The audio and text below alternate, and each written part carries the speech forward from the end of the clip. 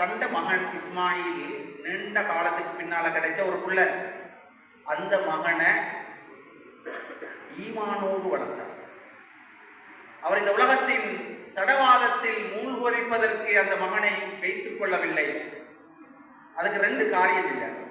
இப்ராஹிம் அலைஹிஸ்ஸலாம் தன்னுடைய மகனை ஒரு செக்யூரல், ஒரு மதச்சார்பற்ற மகனாக மாற்றுவதிலிருந்து இறைவனோடு ஒன்றித்த மகனாக ஆகுவதற்கும், ஈமானோடும் இறை உணர்வோடும் மறுமையின் சிந்தனையோடும் தன்னுடைய மகன் இருப்பதற்கும் இப்ராஹிம் அலைஹிஸ்ஸலாம் செஞ்ச ரெண்டு காரியம். ஒன்று துவா, நிறைய துவா செய்வோம் பிள்ளைகள். ரெண்டாவது என்ன தெரியுமா? எப்போதும் தன் மகனை பங்காளியா வச்சுக்கொள்வோம், பார்வையாளராக வச்சுக்கொள்றது. இப்ராஹிம் அலைஹிஸ்ஸலாம் கஅபத்துல்லாவை புனர் நிர்மாணம் செய்கிறாங்க. தன்னுடைய மகன் இஸ்மாயிலை கூட்டிட்டு போறாங்க அந்த இடத்துக்கு. அந்த இடத்துக்கு கூட்டிட்டு போய், மகன் நீங்க நிழல்ல நில்லுங்க வாப்பா, நான் பாப்பா எல்லா வேலையும் செஞ்சுட்டு இருப்பேன், நீங்க பார்த்துட்டு இருக்கீங்க என்று சொல்லல.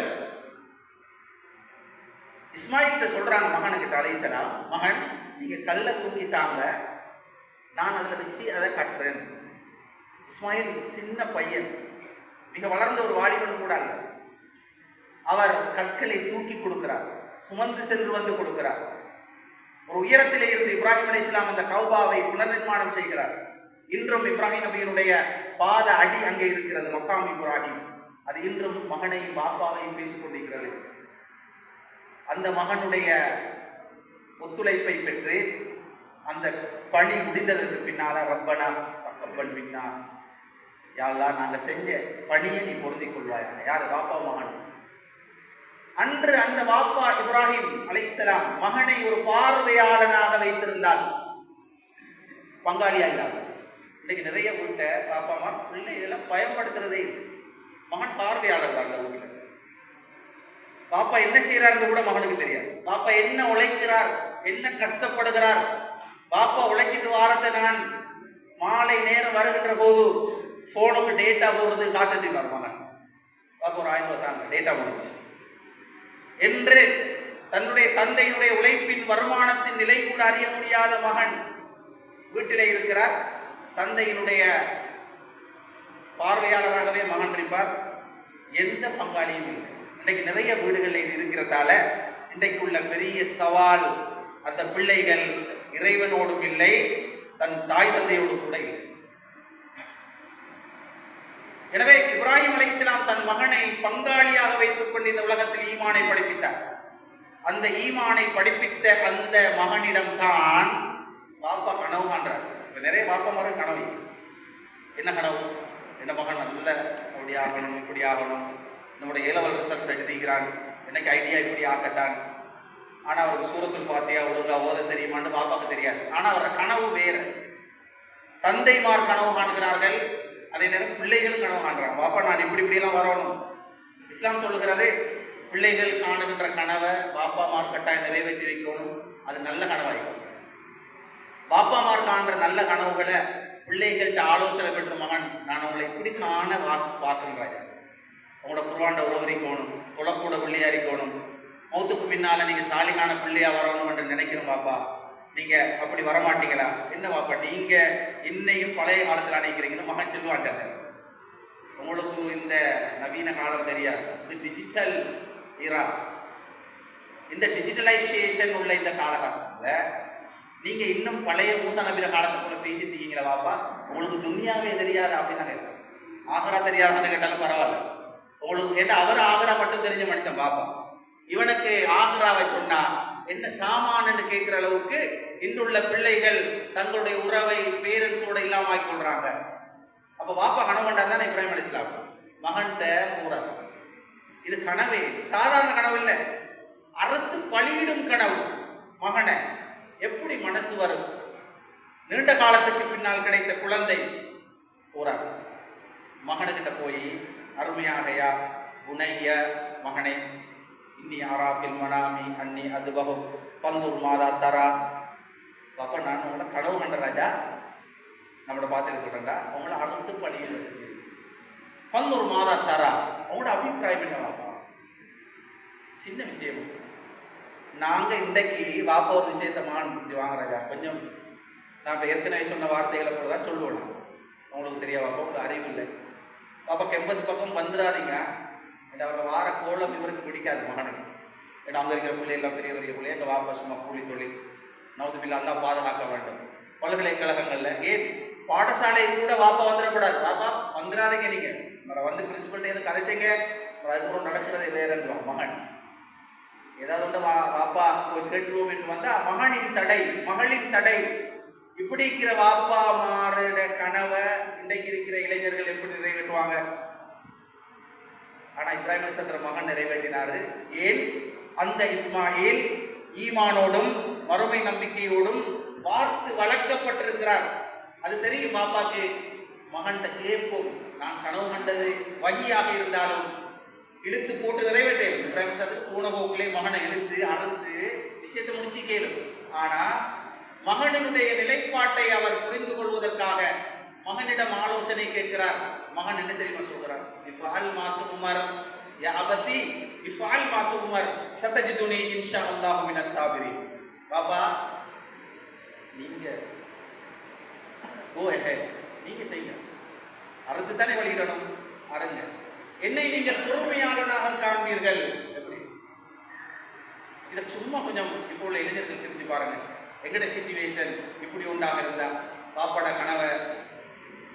அன்புக்குரியவர்களே, எத்தனையோ தந்தைமார்களுக்கு தன்னுடைய பிள்ளைகள் இப்படித்தான் வர வேண்டும் என்ற கனவு இருக்கிறது.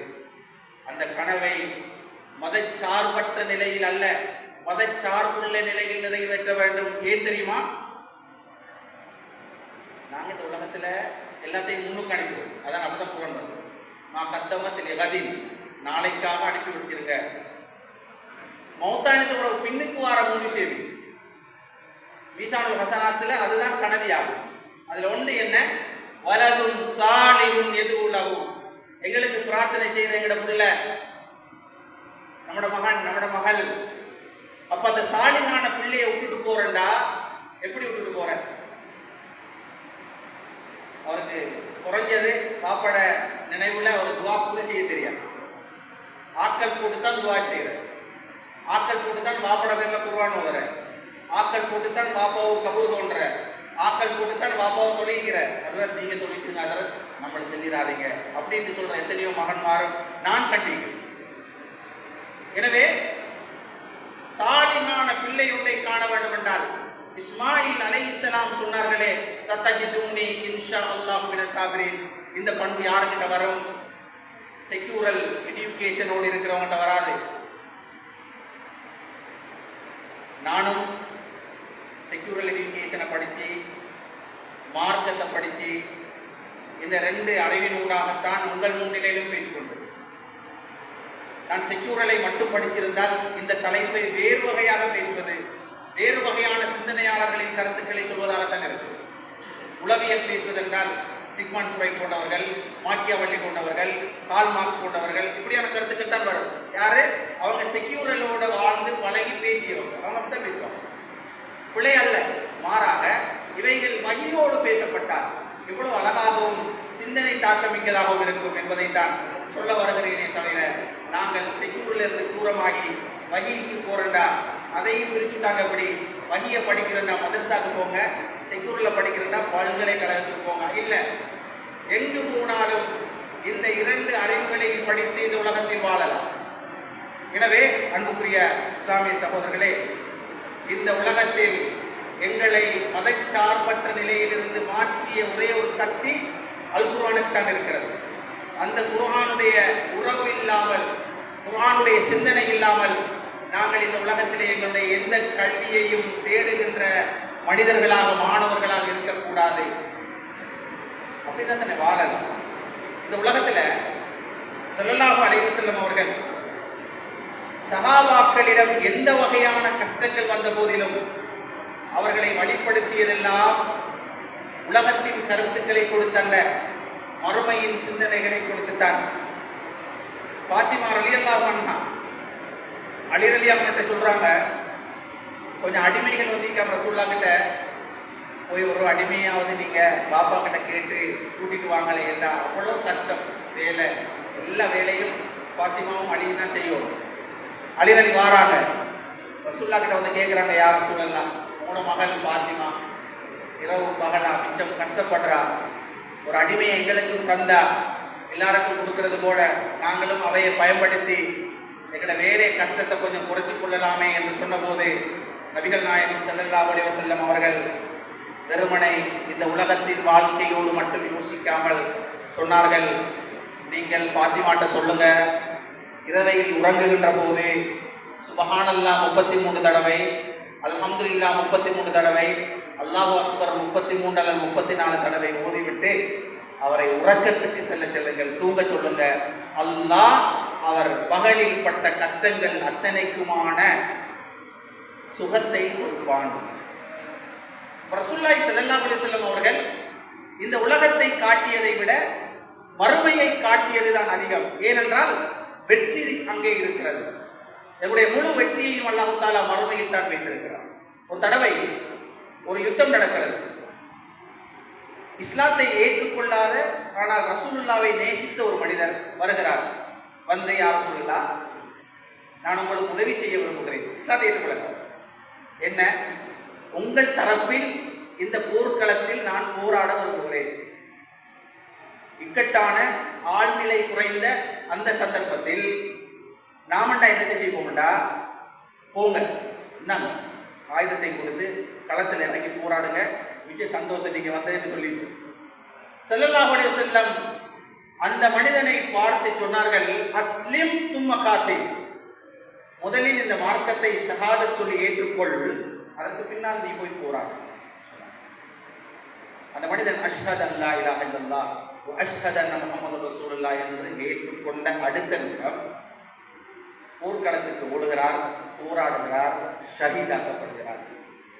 ஸல்லல்லாஹு அலைஹி வஸல்லம் சொன்னார்கள், லம் யஸ்ஜுத் சஜதத்தன் தஹலல் ஜன்னah, ஒரு சுஜூது கூட இந்த மனிதன் இந்த பூமியில் செய்யவில்லை, அவன் சொர்க்கம் நுழைந்து விட்டான். இந்த சம்பவத்தை சும்மா யோசிச்சு பாருங்க. அந்த இக்கட்டான அந்த சூழ்நிலையில இந்த ஓடி வந்த இந்த மனிதனை பயன்படுத்தி ஹெல்ப் பண்ணிட்டு அனுப்பியிருந்தா ஷஹாதத் இல்லாமல் மரணித்திருப்பான். எப்படி அவனுக்கு சொர்க்கம் கிடைக்கும்? இந்த மார்க்கத்தை சுமந்த நிலையில் அடுத்த நிமிடம் ஒரு சுஜூதும் செய்ய முடிய சந்தர்ப்பம் இல்லை, ஷஹீதாக்கப்படுகிறான், சொர்க்கம் என்றார்கள். எனவே அன்புக்குரிய சகோதரர்களே, இந்த உலகத்தின் வாழ்க்கை இருக்கிறதே அது வெறுமனை மதச்சார்பற்ற நிலைப்பாட்டை கொண்டது. அதை சுமந்தவர்களாக எமக்கென்றிருக்கின்ற இறை உணர்வு, மறுமை நம்பிக்கை, கபருடைய வாழ்வு, அதற்கு பின்னால் இருக்கின்ற சுவர்க்கம் நரகம் என்ற அந்த காட்சிகளோடு நாங்கள் பயணிக்க வேண்டும். அதைத்தான் சொல்ல வருகிறேன். வாழ்க்கை வாழ்வதற்கென்றால் இந்த உலகத்தின் வாழ்க்கை மட்டுமல்ல. அதனால் தான் அல்லாஹ் தஆலா சொல்கிறான், வகுல் ரப்பனா ஆதினா ஃபித் துன்யா ஹஸனா வ ஃபில் ஆখিরাতি ஹஸனா. யா அல்லாஹ், இந்த உலகத்திலேயும் எனக்கு நன்மை செய், மறுமையிலேயும் நன்மை செய். இந்த உலகத்தை மட்டும் கேட்காதீங்க, மறுமையையும் சேர்த்து கேளுங்கன்ற அர்த்தம் என்ன? செக்யூரலோட மட்டும் உங்களுக்கு நன்மை இருக்காது, அல்லாஹ் தந்துருவான். அல்லாஹ் அதையும் சொல்றான், நாங்கள் தந்துருவோம். மறுமையையும் கேளுங்கள். இந்த இரண்டு பயணமும் தான் உங்களை நாளை மறுமையில் வெற்றியாளர்களாக மாற்றும். எனவே நாங்கள் வகியோடு, இறை உணர்வோடு, இந்த சிந்தனைகளோடு எங்களுடைய சந்ததிகளை வார்த்து வளர்த்தெடுக்க வேண்டும் என்றால் அதற்கான 5 தீர்வுகளை நான் முன்வைத்து என்னுடைய உரைவை இன்னும் ஒரு 10 நிமிடத்தில் முடித்துக் கொள்கிறேன். முதலாவது தீர்வு, ஏலவே சொன்னது, நாங்கள் ஒரு செக்யூரலுக்குள்ள மாட்டிக்கொண்டோம். ஒரு சமய சார்பற்ற வாழ்க்கை முறைக்குள் நாங்கள் மாட்டிக்கொண்டோம். அதற்கு எங்களுடைய இது போன்ற சாதனங்கள் உதவி கொண்டிருக்கின்றன. அந்த சாதனங்கள் எங்களுடைய சூழலை சாதகமாக்கி கெடுத்துக் கொண்டிருக்கிறது. எங்களுடைய சூழல் எங்களை தவறான நிலையை நோக்கி நகர்த்து கொண்டிருக்கிறது. அதனால் எங்களுடைய சிந்தனைகளிலே மாற்றம் சடவாதத்தை நோக்கி நகர்கிறது. வேண்டாம், அப்படி போக வேண்டாம் என்று சொல்வதுதான் இந்த இஜ்மா என்னுடைய தலைப்பினுடைய நோக்கம். இந்த உலகத்தின் அறிவோடு, உலகத்தினுடைய பதவி பட்டங்களோடு இந்த உலகத்தையும் மறக்காத நிலையில் நாளை மறுமைக்காகவும் பயணிக்க வேண்டும் என்றால் எங்களுடைய உணர்வும் உறவும் அல்லாஹ்வை நோக்கியும் மறுமையை நோக்கியும் இருக்க வேண்டும். அந்த போக்குதான் எங்களை நாளை மறுமையில் வெற்றியடைய செய்யும். அப்படியானால் இன்று வளர்ந்து வருகின்ற இந்த சந்ததிகள் நான் சொன்ன இந்த சவால்களிலிருந்து அவர்களை விடுவிக்க வேண்டும் என்றால் என்ன செய்ய வேண்டும்? முதலாவது 4 விடயங்களில் அதிகூடிய கவனத்தை நானும் நீங்களும் செலுத்த வேண்டும். குறிப்பாக பேரண்ட்ஸ் வந்திருக்கின்ற எங்களுடைய இளைஞர் சமூகம் 4 விடயங்களிலே எங்களுடைய அவதானத்தை அதிகம் செலுத்த வேண்டும். நினைவிலே வைத்துக் கொள்ளுங்கள். ஒன்று, எங்களுடைய நேரம், டைமிங். எனக்கு அல்லாஹ் தந்திருக்கின்ற நேரத்தை நான் எப்படி பயன்படுத்துகிறேன் என்ற அந்த நேரத்தை பற்றிய, இரண்டால் அல்லாஹ் காலத்தின் மீது சத்தியம் என்று சொல்கிறான். அதிகமானவர்கள் நஷ்டத்திலே இருக்கிறார்கள்.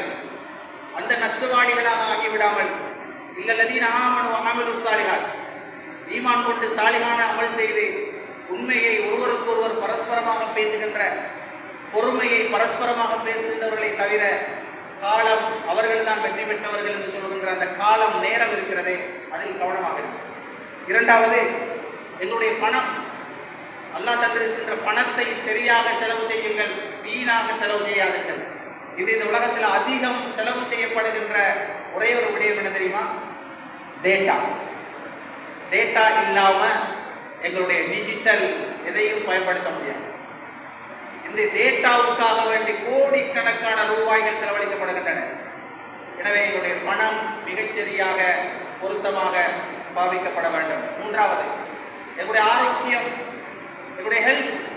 இன்று இந்த சாதனங்களினால் எங்களுடைய ஆரோக்கியம் இல்லாமல் போய்விட்டது. ஜும்மாக்களிலே நிறையவே பார்க்கலாம். இளைஞர்களுக்கு துணை செய்கின்ற எத்தனையோ தூண்கள், சுவர்கள் இருக்கின்றன. அத்தனை பேரும் சுவர்களிலே சாய்ந்து கொண்டு ஜும்மாக்களிலே கலந்து கொள்கின்ற இளைஞர் சமூகத்தை பார்க்கிறோம். இருந்து தொழுகின்ற எத்தனையோ மனிதர்களை பார்க்கிறோம். இரவு விடிய விடிய இந்த டேட்டாவோடு, டிஜிட்டலோடு சங்கமித்துக் கொண்டிருப்பதால் கண் பார்வையிலிருந்து, காதையிலிருந்து, உள்ளத்தையிலிருந்து இளம் மரணங்களை சந்திக்கின்ற மிக பெரும் கொடுமையான நிலைக்கு நாங்கள் தள்ளப்பட்டுக் கொண்டிருக்கிறோம். எனவே எங்களுடைய ஹெல்த், ஆரோக்கியத்தை பார்ப்பதற்கு அல்லாஹ்வுடனான உறவை வைத்துக் கொள்ள வேண்டும். இந்த டிஜிட்டல் இரா சுபஹ் தொழுகையை இல்லாமல் ஆக்குகிறது. தொழுகையே இல்லை என்ற நிலைக்கு ஆக்கிவிடுகிறது. குர்ஆன் ஓதுவதற்கு நேரம் இல்லாமல், திக்ர் செய்வதற்கு நேரம் இல்லாமல் இந்த டிஜிட்டல் இரா எங்களுக்கு சவால் விடுக்கிறது. எனவே அதிலிருந்து நாங்கள் எங்களை பாதுகாத்துக் கொள்ள வேண்டும். நான்காவதுதான் ரிலேஷன்ஷிப். நாங்கள் சேர்கின்ற நண்பர்கள் யார்? என்னுடைய நண்பன் என்னை வழிநடத்துகின்றவனா அல்லது அல்லாஹ்வின் பக்கம் நினைவுபடுத்துகின்றவனா? ஒரு நண்பன் உனக்கு துணை செய்ய வேண்டும். எப்படி என்றால் அவன் அல்லாஹ்வை நினைவுபடுத்தும் நண்பனாக இருக்க வேண்டும். இந்த உலகத்தின் சடவாதத்தோடு வாழுகின்ற நண்பனாக இருக்கலாகாது. ஆகவே 4 விடயங்களில் அவதானம் செலுத்துவோம். ஒன்று, எங்களுடைய நேரம், எங்களுடைய பணம், எங்களுடைய ஆரோக்கியம், எங்களுடைய ரிலேஷன்ஷிப்.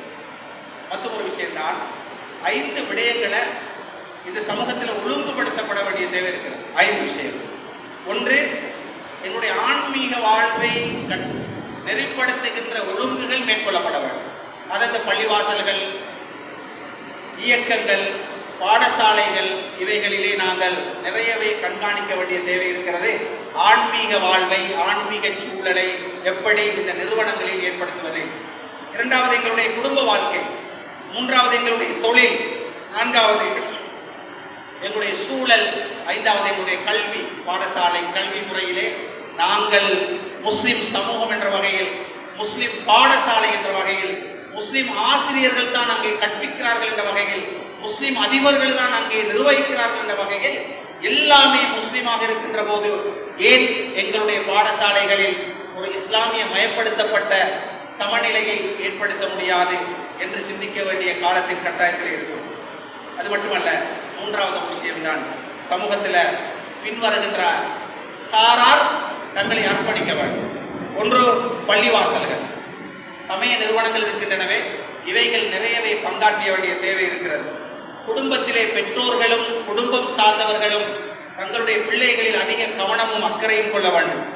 அது மட்டுமல்ல, இஸ்லாமிய தௌவா இயக்கங்கள் அவர்களுடைய ஆன்மீகம் சார்ந்த பணிகளை பரவலாக்க வேண்டும்.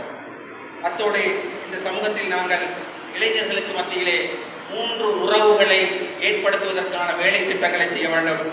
முதலாவது தொழுகை, இரண்டாவது குர்ஆன், மூன்றாவது துஆ. இந்த 3ஓடும் எங்களுடைய இளைஞர்கள் வந்துட்டாங்கன்னா தொழுகை தவறாத, குர்ஆனுடைய உறவு, அந்த குர்ஆனை கற்று படித்து விளங்கி நான் படிக்கின்ற இந்த செக்யூரல் எஜுகேஷனின் சிந்தனை ஒன்றை குர்ஆனோடு உரசி பார்க்கும் சக்தி எனக்கு இருக்கிறதா என்று ஒரு இளைஞன் வந்து விட்டார். ஒரு சயின்ஸ் படிக்கிற மாணவன், அவன் படித்த அந்த சிந்தனை ஒன்றை குர்ஆனின் சிந்தனையோடு ஒத்துப்பாக்குகின்ற சிந்தனையில் வந்து விட்டால் அல்ஹம்துலில்லாஹ் அவனுக்கு குர்ஆனுடைய உறவு கிடைத்து விட்டது. அத்தோடு நான் எதை வேண்டுமென்றாலும் இறைவனிடம் கேட்கின்றேனா, இறை உணர்வும் உறவும் என்னிடம் இருக்கிறதா என்ற நிலையை தோற்றுவிக்க வேண்டும். எனவே அன்புக்குரிய இஸ்லாமிய சகோதரர்களே, அல்லாஹு தஆலா நம் அனைவருக்கும் அருள் புரிய வேண்டும்.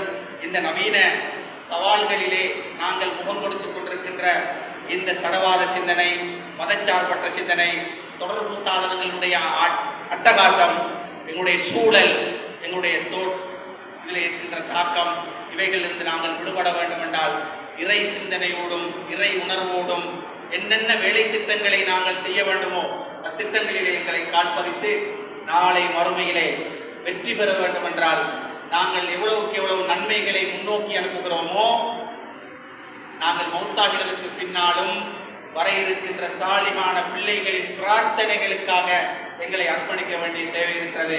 எனவே அன்புக்குரிய இஸ்லாமிய சகோதரர்களே, அல்லாஹு தஆலா இந்த தலைப்பினூடாக இவைகளை நாம் செவிமடுத்தோமோ அவைகளை எனதும் உங்களதும் வாழ்க்கையிலே கடைபிடித்து நாளை மறுமையில் மீசானுல் ஹஸனாத்தில் அதிக நன்மைகளை பாரமாக்கி அந்த சுவனத்தில் இறைவனின் திருப்தியோடு சென்றடைவதற்கு எல்லாம் அல்லாஹ் அருள் புரிவானாக. ஆமீன். வஆகிரு தஅவானா அல்ஹம்துலில்லாஹி ரப்பில் ஆலமீன். அஸ்ஸலாமு அலைக்கும் வரஹ்மத்துல்லாஹி வபரகாத்துஹு. ஜஸாக்குல்லாஹ்.